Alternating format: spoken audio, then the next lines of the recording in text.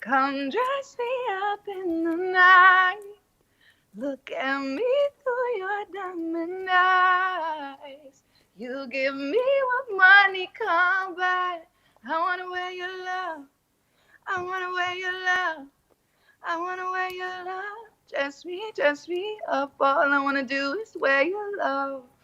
Dress me up. All I wanna do, I wanna wear your love.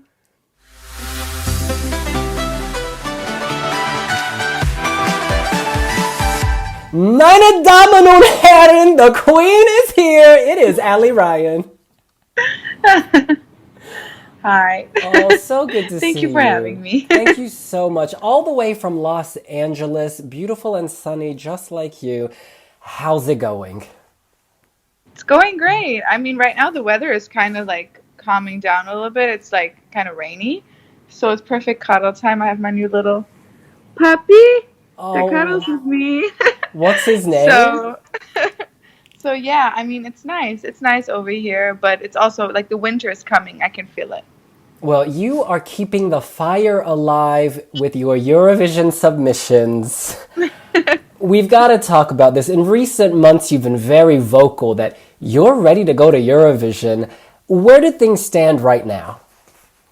So basically, like with the help of different supporters that I have, like we kind of came up with like whatever countries are taking people from other countries or whatever countries we could ask about that. So I basically the only like official submission that I felt like I did was the one for Switzerland, because that was the one where you submitted like via a form, and the rest was like via email and stuff. So I'm still waiting to hear back. And see.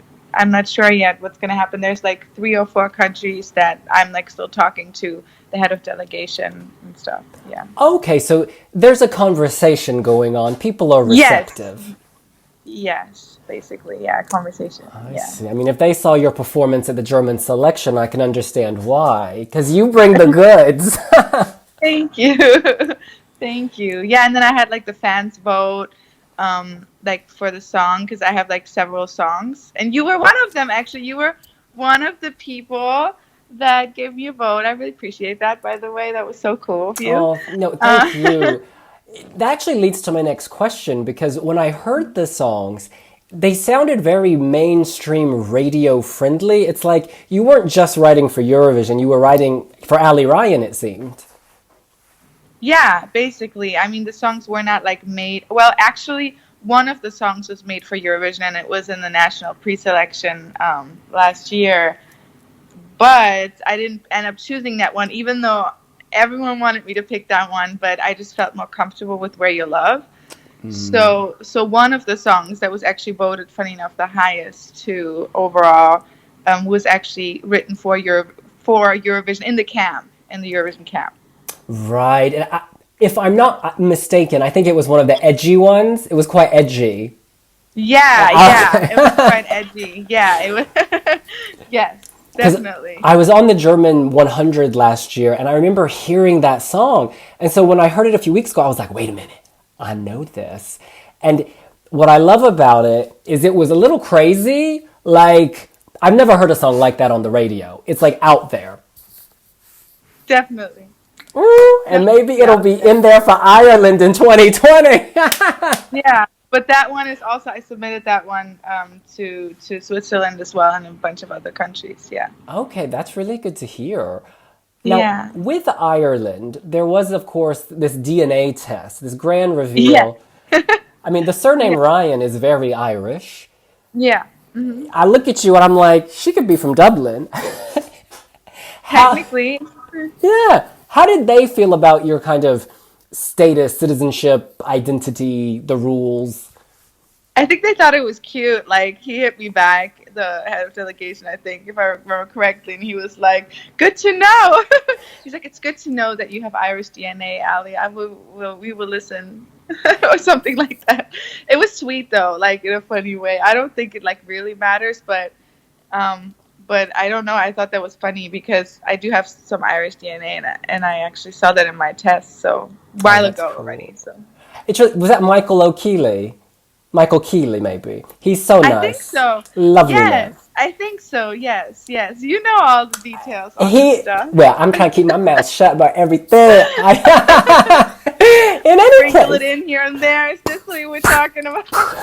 Oh dear. So let's rewind a little. Back to last year's national final. There was so much momentum for you. The night of the show, I was there, and there was a big buzz about Aly Ryan. A lot of people thought Aly Ryan was going to win. The 100 put Aly Ryan #1. Who's bragging on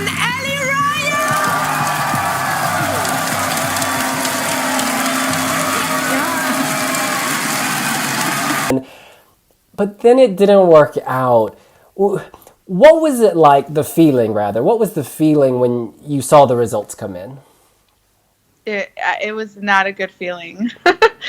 It was not a good feeling at all. It was like, it was honestly, which is so funny because it was so unexpected in a sense, which is kind of really weird because you're in a place where there's like so many people like with you, but I guess just because of like the predictions and the press and stuff, I didn't expect that to happen, especially not, with what ended up happening. I was like we were all looking at each other like, what just happened? You know what I'm saying? Like, because it was all so far off. The year before that, with Michael Schulte, or I don't know how you would say that in English.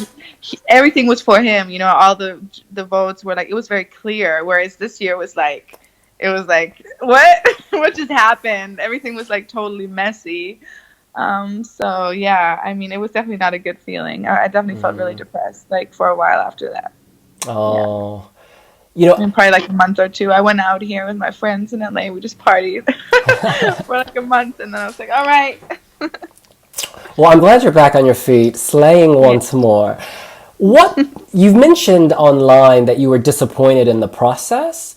What aspect of it? I mean, your staging looked great. You came off really well on stage. Was it more the voting you're talking about there? Yeah, like, I mean, I didn't feel like it was like done correctly. I didn't feel like it was fair, to be Okay. honest. I already felt like it wasn't fair with the whole thing of like adding somebody late in the contest, and like they added them, I think, like a month before. I'm not sure. I'm not gonna be quoted on that because I'm not really sure. But they added them very late. They weren't part of the songwriting camp. It was a song that was written for Switzerland that Switzerland didn't want, and then Germany took it and then like gave these girls a song and said sing it. And I don't know, it was just like, it was all very messy, and it was all very like last minute and not very fair.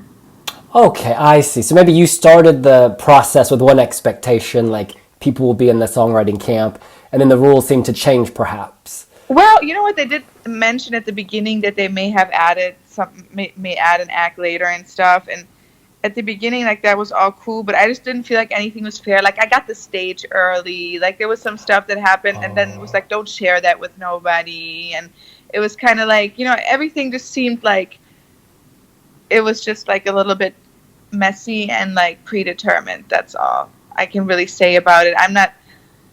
Also, another thing is, the last person that goes on that night is usually, like, it has been the person winning for like the past, I don't know, 4 or 5 years. If you look it Oh. up, because there's something with the viewer, um, with the viewer count going up at the end of the show, like by a lot, maybe almost double or something. If you look at it, the curve, like, I saw the actual statistics on it, and yeah, it goes up by a lot at the end. So it was kind of like, why did they? It wasn't like fair. Like, why did they get to be the last to perform? Like they were saying, oh, it's something with the staging and la la la la. And I was at that point already, which was before the show even came on, that my manager was kind of like, you know what, we should just say either they like do it with like a lottery type of thing, or like you just out.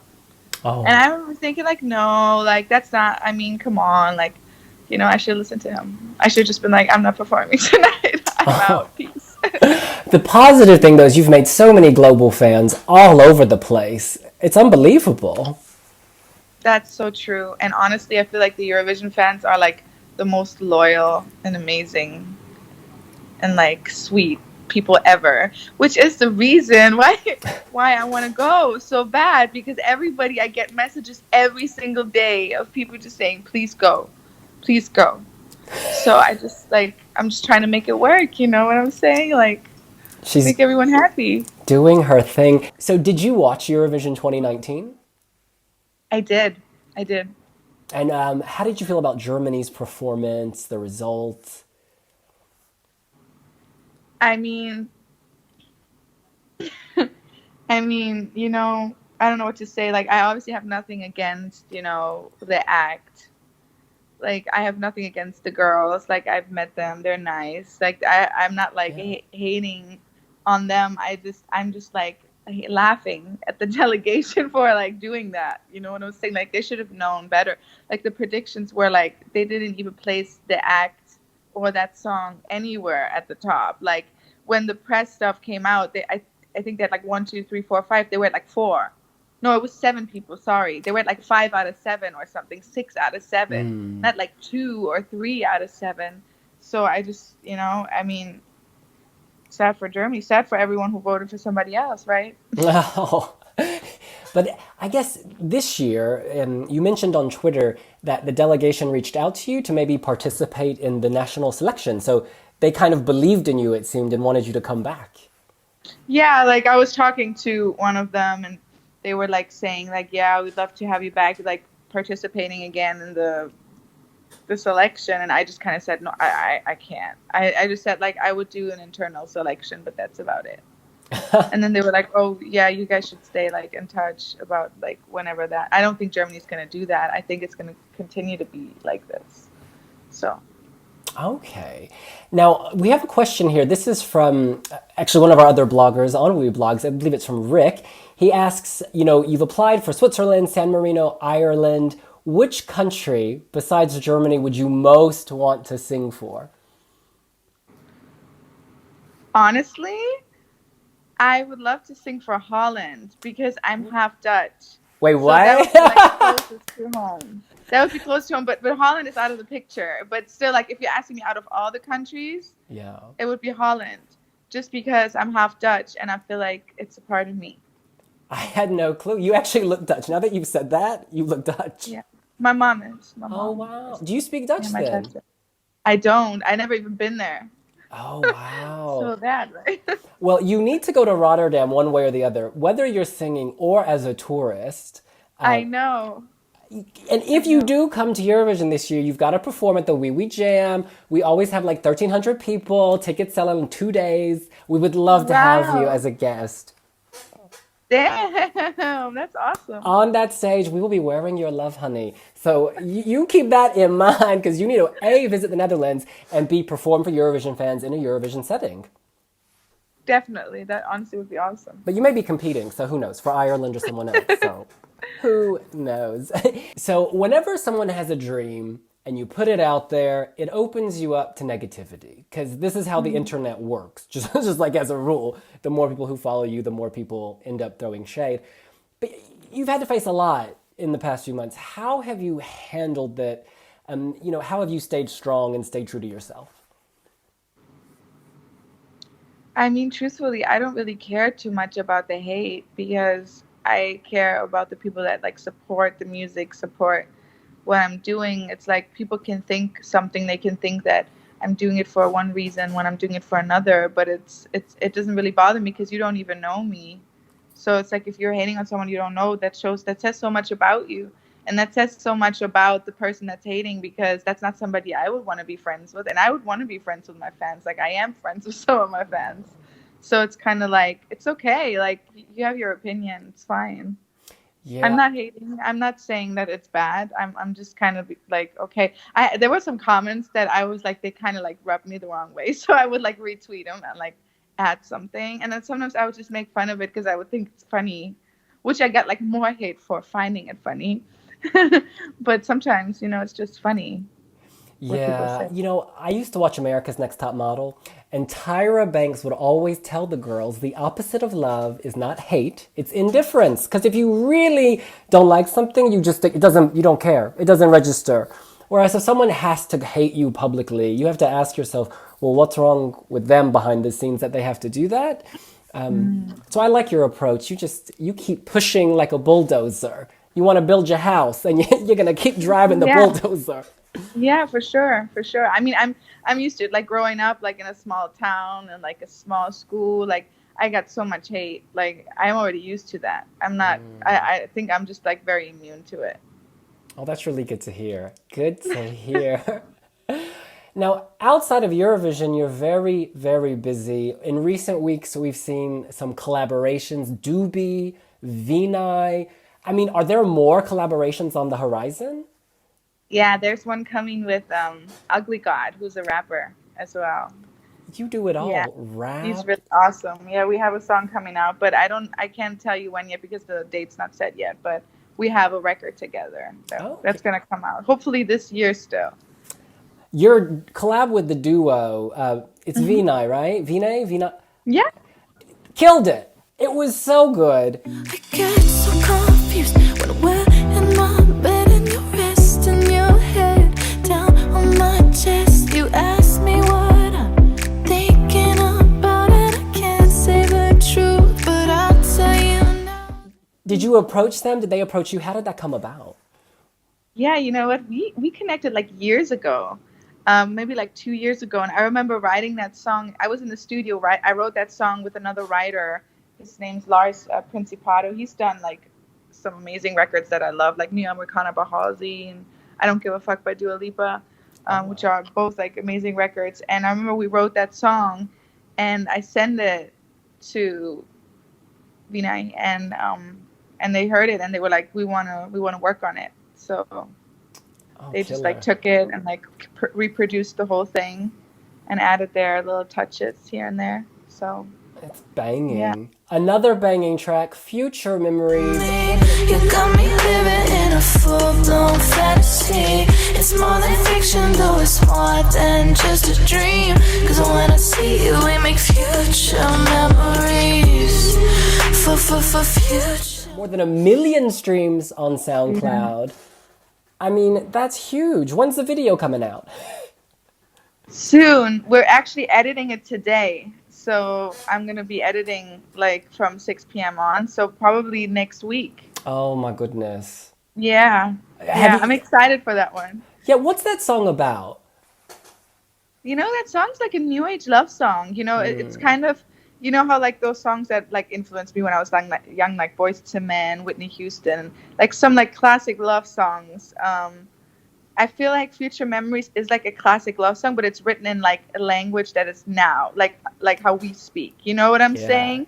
So it's just kind of like a classic like love song, but just kind of said in a new way. Oh, I like that. That's killer. Yeah, that's what it is to me. Like when I play it back, I'm just like, it makes me feel love. And it's funny because some people commented that, and that feels the best to me when like I feel a song a certain type of way, and then somebody kind of says, oh, that's what I feel too.